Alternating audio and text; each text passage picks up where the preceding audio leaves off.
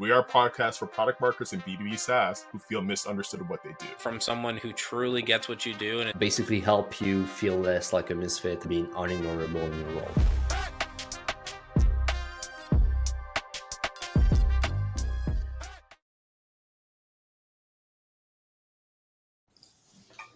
Hello everyone and welcome to another episode of We're Not Marketers. Today we have an amazing guest that we've been rescheduling countless time with him and we're very excited. Finally, we were able to find time.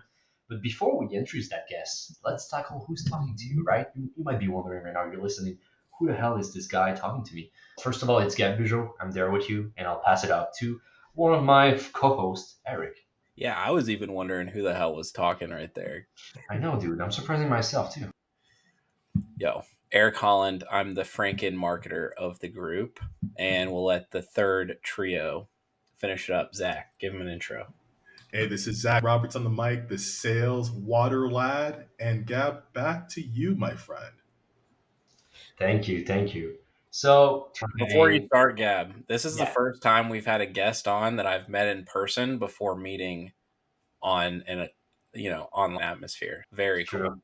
Listeners, if you're hearing more of that camaraderie aspect, please meet us in person first. It will make better content and better episodes. But yeah, so very excited today to introduce to you Drew Giovannoli. Drew is the founder of Buried Wins. It's a win-loss and competitive analysis agency, and their goal is to help you discover why you're losing winnable deals. So his expertise is in win-loss and B2B research for competitive SaaS, going after mid-market deals. But before being that, Drew is a veteran in the product marketing space. He was a VP marketing at Rev. He was a product marketing director. He was a PMM and product marketing director at multiple startups and companies. And we're super excited of having him with us today because if you don't do win-loss, your credibility as a product marketer is at stake. And this is what we're going to be talking about today. Drew, welcome to the show. Awesome. Thank you for having me. I'm excited to be here amongst the dead and ready for the podcast. Awesome. I love what Gab said, that product marketing credibility is at stake without win-loss, because I feel like product marketing credibility is always at stake regardless of what you do. It's always at stake, but yeah, go ahead, Drew. I think that we don't have much that we bring to the table. Like in general, we're not building products. We're not going out and setting campaigns. We're not selling shit. And yeah, I think that if product marketers don't understand the buyer, however you want to do it, and understand the market, then you don't have much to stand on but to be a sales deck monkey and responding to just requests from everybody in the org. So yeah, I think it's the foundation of what good product marketing is. You're already cooking and we haven't even asked the first question. So dude, let's go. It's going to be a fire episode. Well, the man's a chef. Come on, let him. Yeah, I know. He's cooking. He's cooking in and out of the kitchen. Drew, our marketers. Speaking of marketers. Oh man. Sorry. Man, I had the funniest line, Gab, and you're just so antsy, I can feel it. He's excited. I need to ask. It's a show. We always ask one question to every single guest that comes on, and the man with the flavor saver is about to ask it. Go ahead, Gab. Ooh, the flavor saver. I love it. Drew, are product marketers actually marketers? Why or why not? If I wasn't prepared with this question, I'm a bad guest. I'm thinking about this. And your alter egos, I'm going to be a little bit on their side. But I actually think in disagreement with you guys, I'm going to be more in agreement than most. So number one, yes, I do think product marketers are marketers.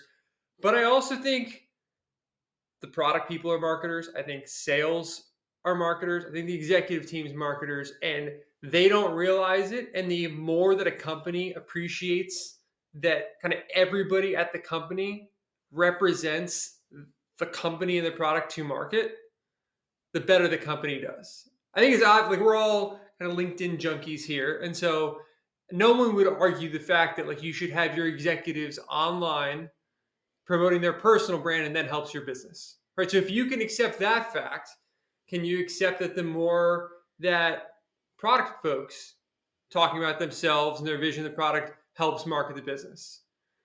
Can you accept the fact that maybe the way you build your product and whatever kind of viral loops you build into it, the more shareable you make the product, the more engaging you make it, helps with marketing the product. I think we can have this conversation about, should product marketing sit in marketing or should it sit in product? But like, I think if we're going to have this conversation, it's a super fun one. I think that not only do I think of product marketing, but I think of like most of the company should at least feel like they've got some responsibility to marketing.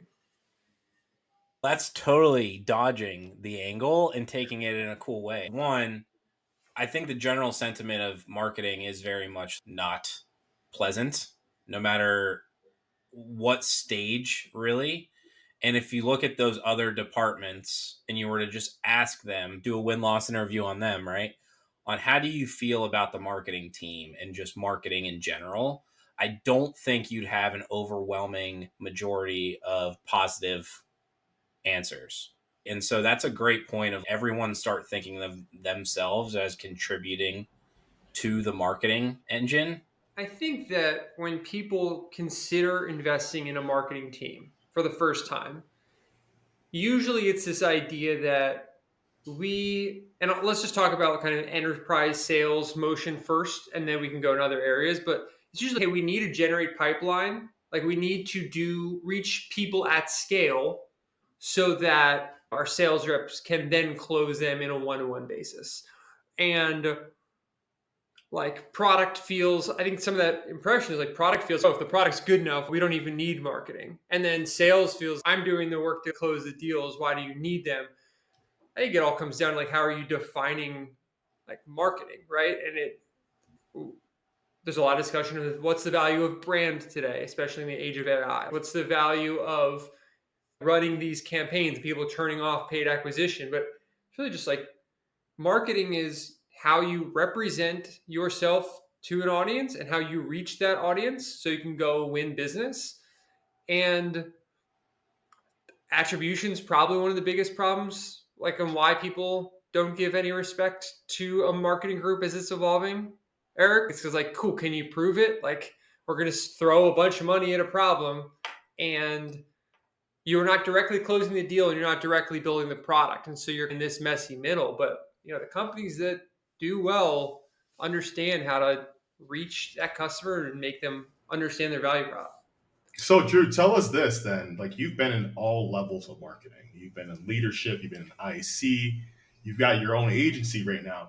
Let's go back to when you were in house. And can you tell us about a time when you were on an executive call, you were on an all hands or a team meeting, and you're like, damn, I don't feel like a marketer? Like, what prompted that reaction? Yeah, definitely. And I think it happens a lot because of what we believe marketing is, right? So you have to feel like, cool, am I feeling like marketing? Or, cool, am I doing marketing activities? And I think coming out of school and maybe reading and being inspired by books or podcasts, you think it's a lot of inspiring positioning. Maybe like you could go in the Mad Men like lens, or you can think about investing a ton of money in like creative campaigns that like drive eyeballs and attention. Like that's another view of what it is.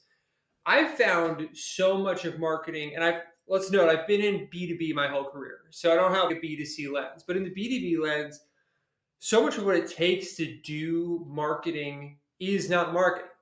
So there is the research part, which like it's like my whole job now, but I didn't think of as marketing beforehand. But before you write brilliant campaigns and before you launch positioning that you hope works, like, you think it helps to know who the buyer is and what the competitors are doing and where the market's going, their needs and pain points.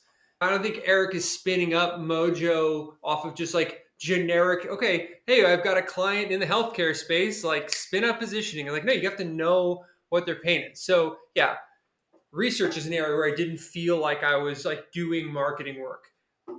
Another big one, I've talked about this a lot in the past, I think a great product marketer is like over 50% the job is influence. And to influence people, I think you have to have extreme like empathy. So to know if I'm going to support sales to be successful, I've got to spend a lot of time with sales, and I've got to understand their pain and how they're pitching and what they're doing. That's not necessarily like marketing work. If I have to go launch a product, I got to spend a bunch of time with product to understand what they're building and why that's different from the competitor and like how that's going to affect the customer. Like, is that writing sexy positioning and launching campaigns? No, but it's the foundation for doing those things well. And so, yeah, I think early in my career, I felt like the majority of what I was doing was not marketing until I realized that it's all the components of good marketing. Oh, go, yeah, Eric, go for it. So guys, what are we going to be on here? Like episode 65, 75, something like that? I don't know. I've been waiting for this conversation to get broken open naturally. So this is very much, I don't like to say it out publicly, but fuck it. This is where I feel like the other marketing teams don't do what you just acknowledged, is that there is a core component, particularly research, but it's about like the understanding the business, understanding the market, understanding the customer, understanding the competitor. And then you just added that layer of understanding the product all to it, that I believe it's just given to product marketing, right? And there is no curiosity, there's no appetite coming from those other marketing functions. And now you've just landed into like really my whole root of where I feel why we're not marketers is because what you just really said is like you didn't view that as marketing, even though now you may think it is. I don't think the vast majority of B2B looks at that part as marketing, and so they give it over to us and they're like, go do it, because we're not going to go spend enough time with our customer and learning their pains. We're not going to spend enough time with product to learn how things actually work. We're not going to spend enough time with sales, etc. So that was a lot of shit to throw on you, but how are you feeling about all that? Yeah, I think an analogy would be like, do we think that negotiating a contract is part of sales? So no. Do we think that doing buyer research before you hop on a sales call is part of sales? Like, you're not selling. So do the pieces that you need to do your job well outside of the act of selling the deal or marketing the product or building the product, are they part of the job, right? Or are they some ancillary thing? Now, like a lot of product orgs, they have research group. And I also think, and so yeah, I still believe that like it gets pushed to us, yeah, but as a like critical engine for marketing. I think a problem with research big time is that it's looked at as academic, and it's because it's treated academically. Like maybe you do some of it, maybe you pay for some of it, and then it sits in a Google Drive, and you're like, why are we doing this? Why do we invest all this money in some like ICP campaign that sales doesn't give a shit about, like products doesn't give a shit about? They're not changing anything. Like we're back to just creating one pagers that no one's going to look at. Like that sucks. I think if like, why care about research and why is that even marketing? It comes down to, okay, you're going to sit down, you're going to build a sales deck, or you're going to write web page copy, you're going to build a solutions page or a product page, right, Zach? What is it based on?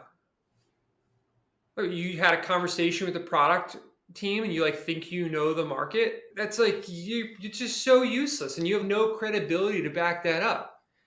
So you listen to gong calls. That's a great start. Let's focus on a sales deck for a second. To me, like a great sales deck is one that's adopted, first of all, right? And so it doesn't matter how good a job you do, you have to put the end output above the input. And so that it doesn't matter if you're the most brilliant marketer in the world, that has to happen. So first you engage sales. You figure out what slides are they already using? Well, they're using 3, 4, and 8 of the current deck. Like, why do they care about those? Why are they ignoring everything else? Well, cool. What objections are they facing? You can hear it from them directly. You can look into Gong. You can see what questions they get a lot. And then you can start to research those things. So then your 20-slide deck includes 3, 4, and 7, and then maybe 4 more that answer the biggest questions, the biggest objections. And that's the type of research that sales wants to use because they feel like you're helping them solve their problem. And the same thing goes for kind of web copy. It's just, cool. What part of the site do we think is converting now? What's resonating people with not? Let's strip it back. Let's do some research and then let's test. I think another problem, and maybe I'm rambling on a little bit. We can chop this up, but you put in the work as a product marketer, maybe you do some research, and then you have an output. And then people treat it like this, like holy launch day, like you've created some like finished sculpture. And the reality is like that's like a beautiful beginning. It's like what's really is a new baseline that you're going to judge everything else against. And hopefully 2 weeks in and a month in, you're saying, cool, like what's better or what's worse? The worst thing that could happen is you have a sales team that just gives you a thumbs up and says nothing about it. That probably means no one's using your shit, right? What you want them to say is, hey, slide 8 and 9 suck. I don't use this. Can we have something else? Now, we're not going to grant sales like full rights to be like, oh, we need 4 more case study examples and we just need more testimonials. Your job as product marketers to look across all the salespeople and look across all the sales calls and bring more like aggregate context into place. But it's just about thinking about the end use, not research for academic sake, not just some like checkbox item. It's about having, again, back to credibility as a product marketer, like partner with the team, bring something new to the table, and then create a new baseline to improve the way you're going to market. One challenge I've seen with research in the past is that like in sales calls, like I'll give you an example, is that let's say you have a prospect that is they're in cybersecurity and they are gung ho CrowdStrike. There is nothing you can say about CrowdStrike. So I'm curious, like from your perspective, like from organizations you've worked with in your house, like how do you help sales use research in a way that builds credibility instead of like the what we have gotten accustomed to in product marketing is the gotcha intel.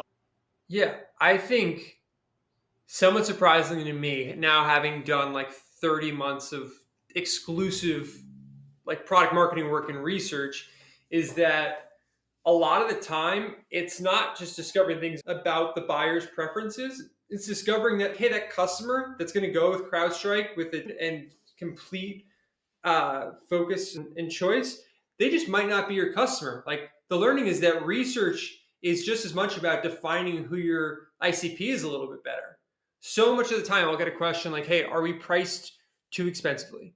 And the answer will come back like, cool. 40% of the time the answer is no, and 60% of the answer is yes. Does that you could either go and change your pricing, you could either go and change the perception of your pricing, or you can figure out that 40% who thought the price was right and like absolutely appropriately valued. And you should stop wasting sales time going after that other 60%. Your win rates are going to go up. You're going to find your like ICP. You're going to be able to better market to them because they're going to have slightly different needs and pain points. So I don't know, for your specific example, my first reaction is just cool. Maybe that's not the right buyer.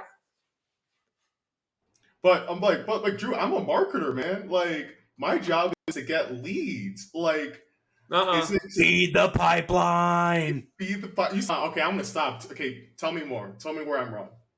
Your job's not to get leads. Your job's is to get well-qualified leads. So it's not just to fill the funnel with people who might buy. It's to fill the funnel with the highest qualified pipeline that your sales is going to go close and is going to stick with you the longest amount of time and not churn. And yeah, like incentives may be flawed at an organization where they're just trying to pump up pipeline and have to hit some forecasts because their VC put it in front of them. But if you have an organization leaders who can think long term enough, it's about getting the people who are actually your customers. That's what's best for the business, not just getting any lead. And the fact is, if you target better leads, better ICP that fits it, you will get higher account per opportunities. Your sales will stop wasting time on those bad fit, and essentially you will just be a better instrument to make sure that higher quality leads get into a pipeline and more revenue gets out of it too. So at the end, it's not just about more work for sales, it's the work that sales will be doing is just more efficient too. And the more focused you get in marketing, it's just marketing becomes so much easier the more you focus. It's just like vanilla, boring ass messaging and positioning comes from trying to target too many people at once. You just lose your ability to say anything interesting when you don't know a specific person. the more you know them, the more specific it gets, the more you can like truly speak to their pain, their goals, their industry, like just everything gets better the more you focus. And that's a good point for some like clients like we've seen in the past is that you will have that like energetic startup founder that I believe you, Drew, but I have this company vision. And in my head, it includes payroll, it includes someone who works in construction. I need to get those people right now. And that is my vision. So how do you talk to like a startup founder that it cares more about the company vision being realized today versus what you're saying? We need to focus on one ICP and build from there. Yeah, everyone's driven by incentives, right? And so Yeah. that founder is saying that because they just got out of 30 investor calls or board meetings where they're getting pushed on their $1 billion vision. And so the answer is not to say, hey, you can't have what you just promised the board, or you can't gonna have that vision. The answer is, hey, cool, let me help you achieve that by phasing this into sections where we have an incredible amount of success in phase one with this industry. And as that matures, we're going to dive in 6 months later, a year later, to that next phase. Let's just phase it out so I can help you tell the story back to the people you have to report to. So it's back to that empathy comment. It's just like, why are they saying that? These are smart people. They got to the spot that they're at, building the company that they're at, not being crazy, not like this ambition is not hurting them, but they've got other influences, and you just have to help them achieve that vision while still being realistic about what you can achieve. And so I like very specifically and tactically, I'd say, cool, let's phase it out. We can win you a lot more deals and a lot more dollars if instead of splitting the pie 3 ways now, we put all that focus and energy and like marketing investment into one of those industries right now. And then we're going to do the next one and the next one. If you have a preference, let's talk about why and what and set that up. But I think it's just about reframing it to match their goals. You mentioned academic earlier. I think it's a great adjective to put towards that type of research.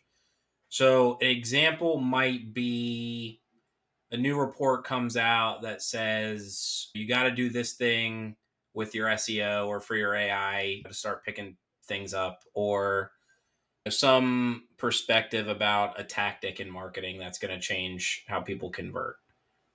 How do you feel like that type of research is received versus the type of research that you would be doing, which is actually talking to the buyers who actually might be buying into your business as opposed to these individual marketing tactics? I consider them completely separate budgets. Like one is what tactics do we use as a marketing org to achieve our goal?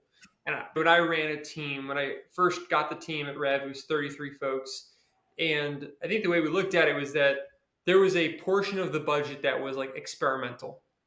And so that experimental budget allowed us to do things like if we want to go hard on GEO, AEO for the quarter, we can do that. Or if we want to be in like B2B influencer land and test that out, like we do that. And we acknowledge that the known things are going to carry the weight of hitting our goal, but hopefully the experimental is going to unlock growth maybe in this quarter, but we're going to find the one by adjusting constantly that's going to get us to the next phase of growth, whether it's like the following quarter in the next year. I think when it comes to questions about buyer research, where we spend our time, it's about how do we keep a pulse on knowing what the audience we're trying to sell to cares about. It's strange that it is a problem at all. Like I think about this a lot. When a company starts, usually the founders either has been in that industry or they've sold to that industry before. They're like intimately close to the buyer, and then they sell to that buyer for a while. But what happens as you scale is you hire a sales team and you've got execs and VPs, and all of a sudden you're just like removed from the buyer and you lose that pulse. So I think that's part of the problem. And another part of the problem is that people don't buy based on reality. And so what I mean by that is it's not just like a feature comparison. And if it's like equal, we go with the better price. It's all based on buyer perception, right? So how do they perceive you to be versus the competitor? And so much of the research is not even, you hear back that there's an issue with an integration that you don't have, or that you're not innovative enough. The pricing structure is wrong. And then the question is always, is this something we actually need to go fix, or is there something we need to fix the perception of? I'll give you like a very quick example from one of our clients is that they were the leading player in the space, and they started to lose deals to newer startups who were coming to the market and saying, hey, we are dead focused on the beauty industry or the like health and fitness industry.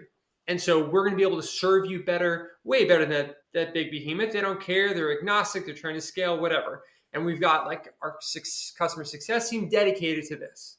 So they started to lose deals. And my client didn't really understand why.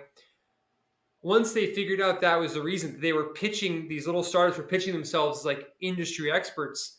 We realized like, hey, my client, they have 5, 6, 7x the amount of clients in that specific vertical, in each of those verticals that these startups had. And so all they needed to do was shift the narrative to say, hey, when you start to talk to someone in the health and fitness space, let's introduce a deck specific to that industry. Let's make sure we've got case studies and referral clients specific to that industry. Let's talk about all our experiences and scale in that industry. And likely they're going to go talk to one of these competitors. Let's give them questions to ask. They say they're an expert. Here's what we've done. Ask them about how long in market they've been serving that industry. Let's test that knowledge. And so that's a perception shift. It's not always like a real problem you have to solve. It's how do you solve the perception of why you're losing deals? So once you provided that recommendation, what happened next? Is it too early to say? Or no, they stopped having that problem. They started winning a lot more deals against those new players. And an industry-focused go-to-market approach is like a big part of the way they're going to market now. That's awesome. Yeah. And actually, fun fact that you mentioned that, I was on a reference call today. Another company wanted me to hop in and see if I could help them close down a deal.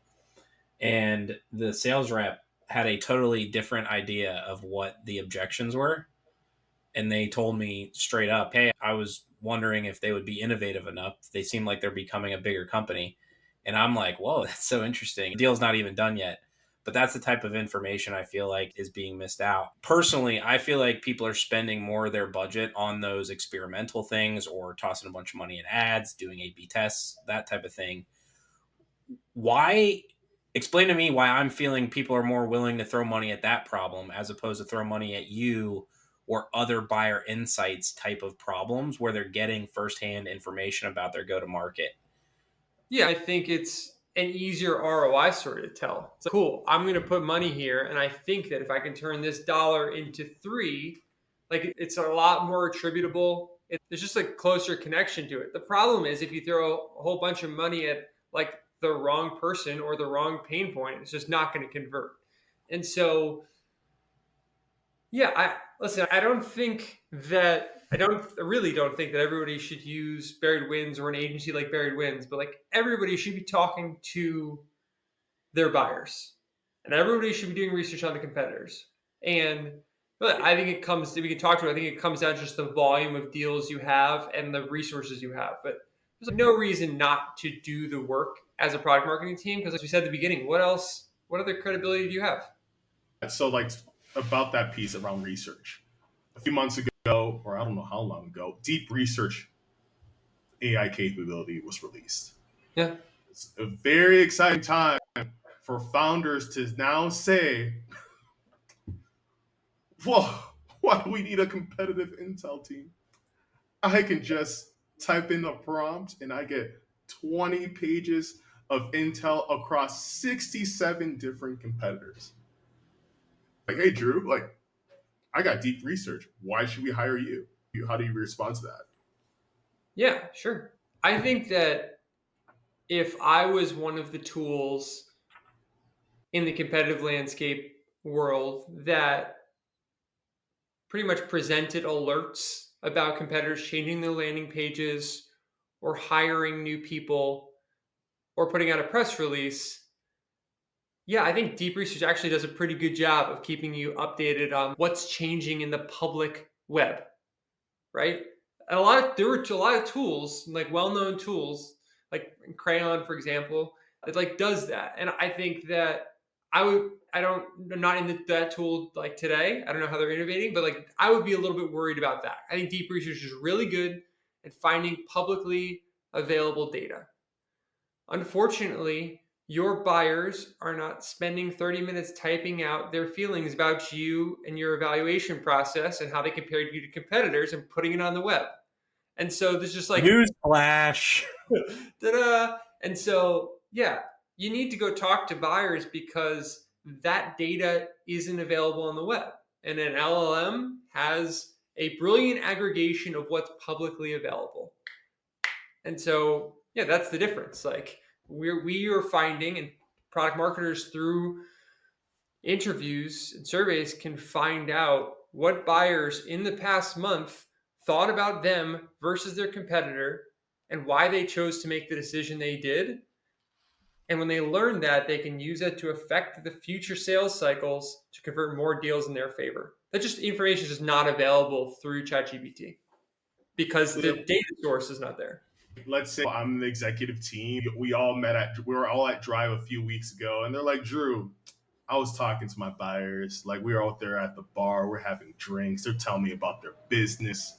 Like, how's your approach? Like, what am I missing in me having a casual drink with our buyers at the bar versus your approach of what you're highlighting of those emotional sentiments? I guess if they're spending every weekend at the bar with their buyers, that would do the trick too. It's just Get like that. drunk.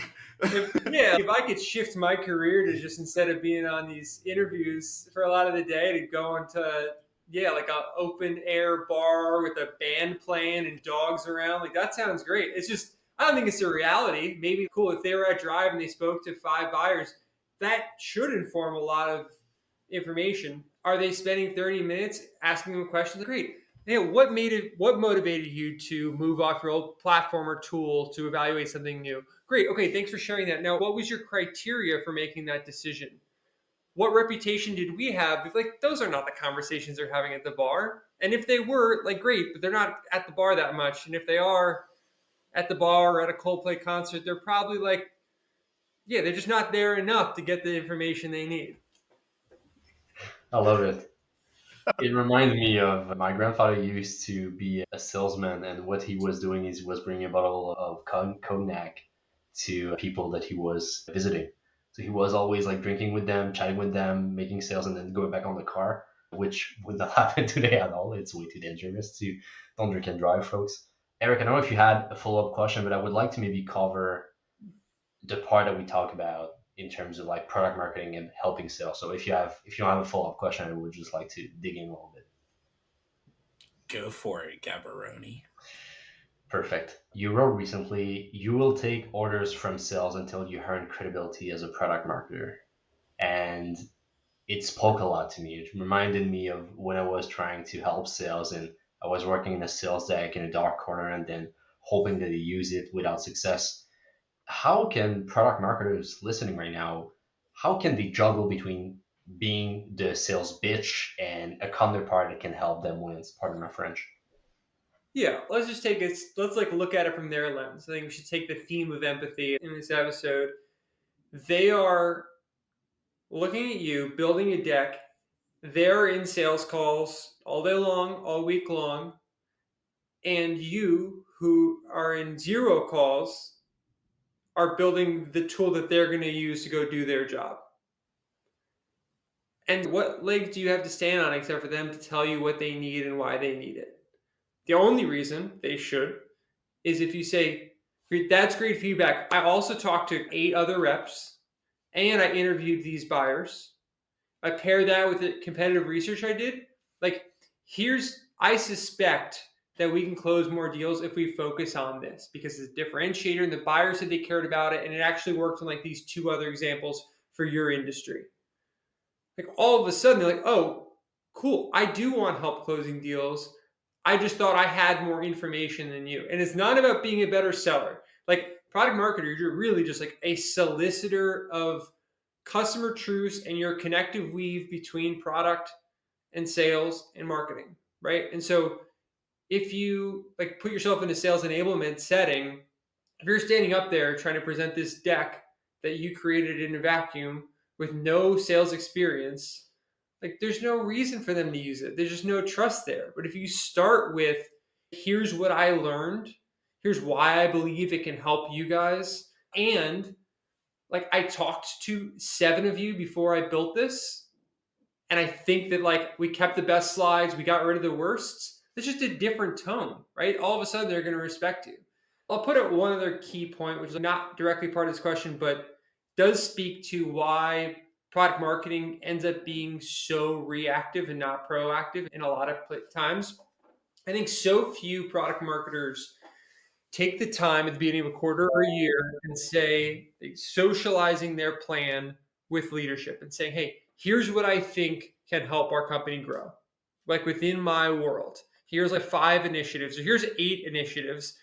What's your opinion? Like, what do you think they are? And you work through them, you socialize them, and then you've got a list of these, maybe the top 5 things you're going to focus on with your team that year.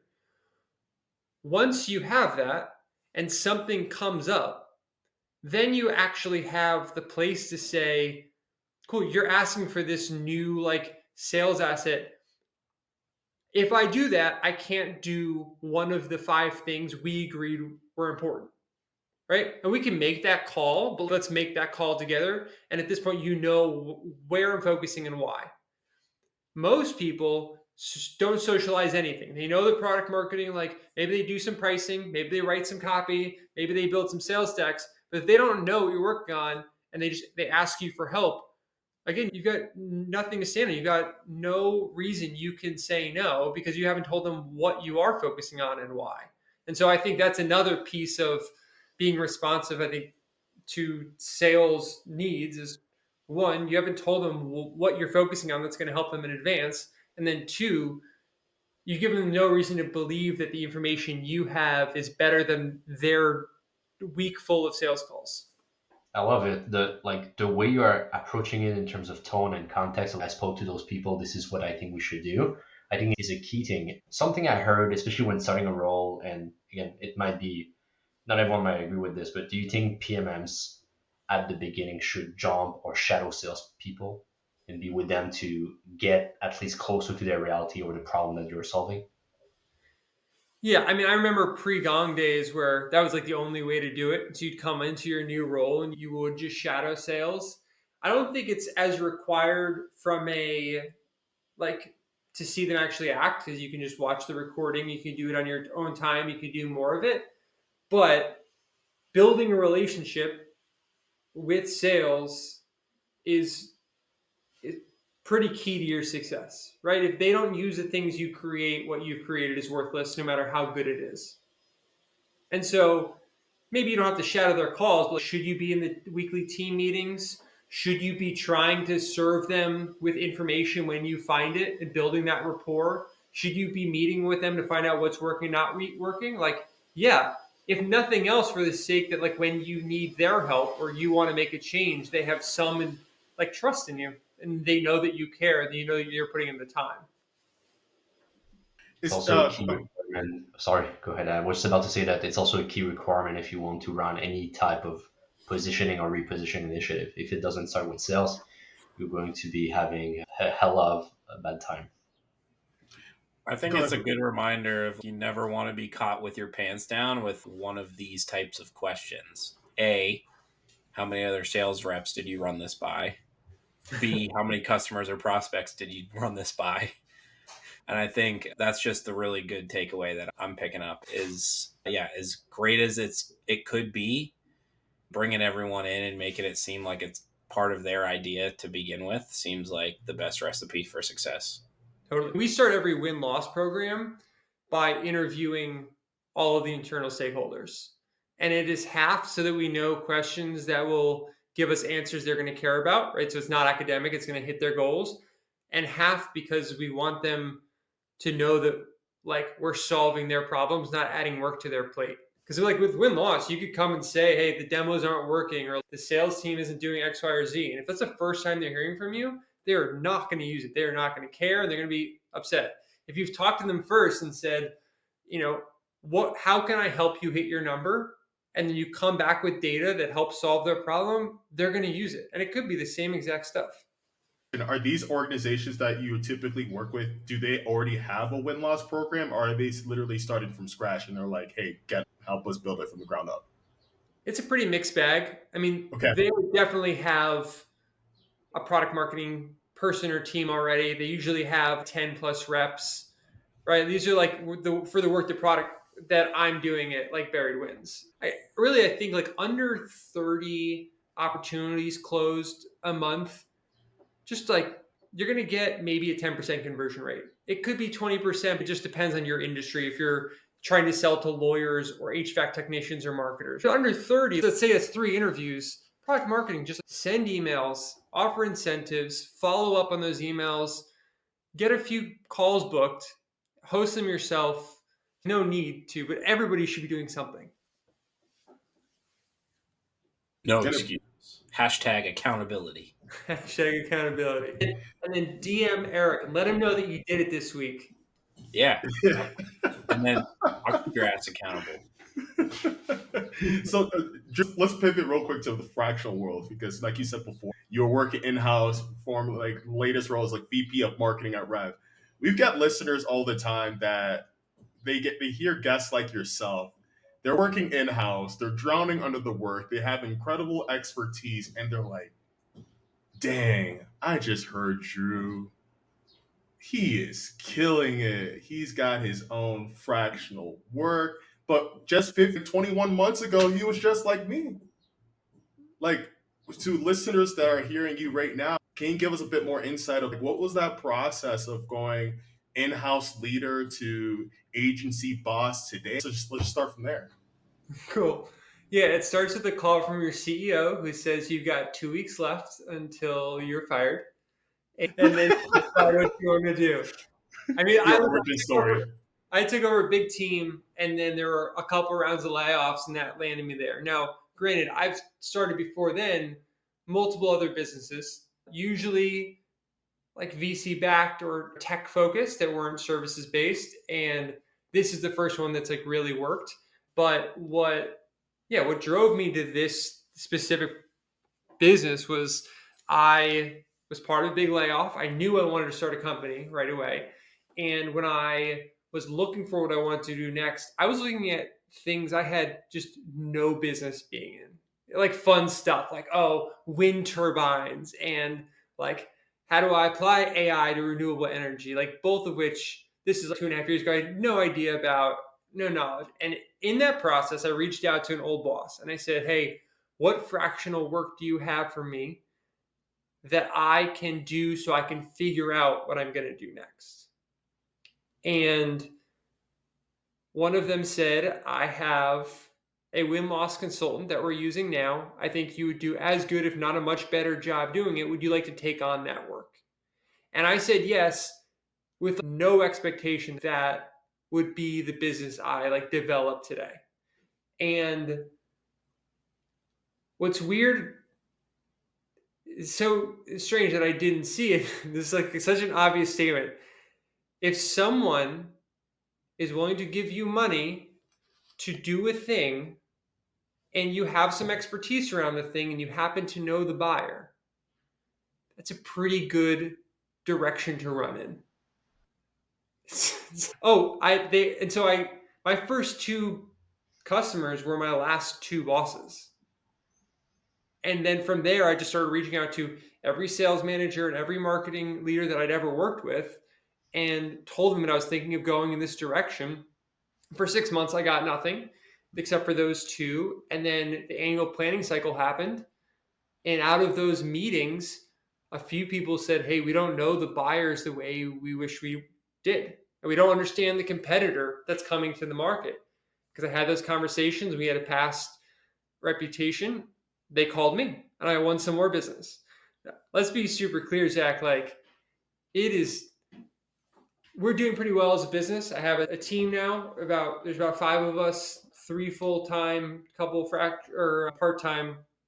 But it is, yeah, I wouldn't say we're like absolutely crushing it. Like, shit's super hard and stressful.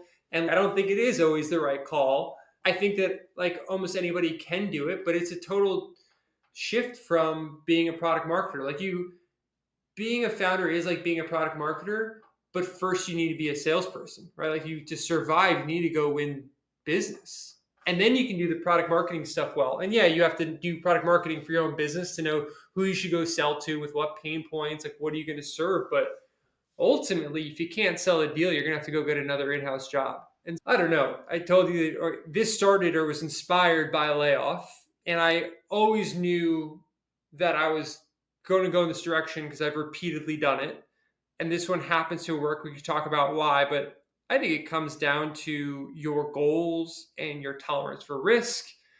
Do you have a partner that can help you financially? Do you have some savings? Do you do you want to do it? Why? I think it can be there's a lot of different versions of it too. You can use fractional to tide you over to the next gig. You can do it full time, but it's fractional, you're charging hourly. You can move in the direction, if you really want to do it long term, which like move to project based, which allows you, when you charge per project, to hire other help. That helps you improve the margins and increase the scale. But yeah, like it is great for flexibility, and there's huge potential upside. And it's also way more stressful and like incredibly hard. And at times you want to quit. And then there are great days too. So yeah, it's not, I don't think anybody should look at me, and you guys can speak for yourselves, but be like, cool, I made the leap and it's fucking rocks. Come join us. Let's go, dude. Yeah. I think Zach said it on a couple of episodes, or just to get everybody, it's basically choose your heart, right?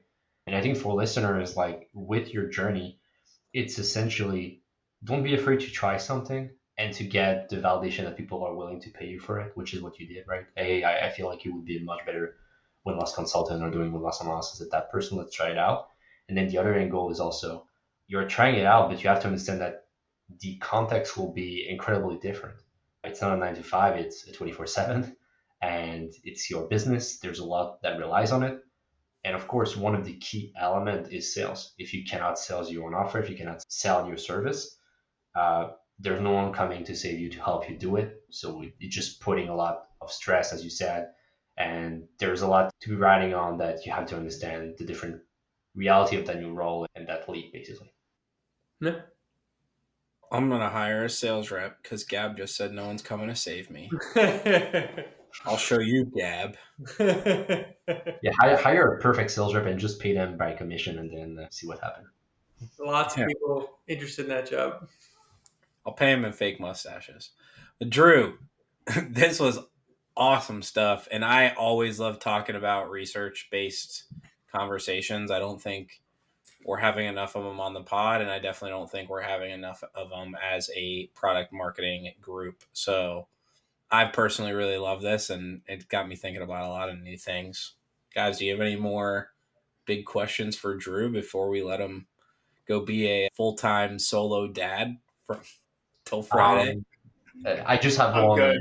I just have one to end. If I'm a PMM, I'm listening right now, and either I got laid off or I feel like I might get laid off.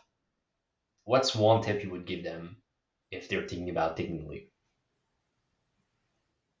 If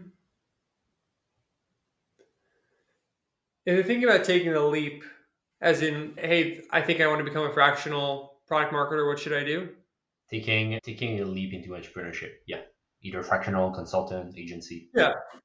Two things. One, I think you got to figure out your goal, right? Do you want to be a fractional product marketer who sells your time, and like you want to do that for a few years, you're trying to build a business? Because there's like different things you do for each. Either one, I think that the most common mistakes I see are, one, they become a generalized product marketing consultant. And I think there's just the market's flooded with product marketing consultants. It doesn't mean you're not going to win business, but you're not going to be thought of when people like need work. And the number one thing I think you do to find success is to niche down into something that you become known for, you can talk about, you can be referred to. When somebody knows they've got a problem with X, they come to you. So yeah, decide your goal, find your niche, and then finally go try to sell it. Like nothing matters unless you can sell the thing.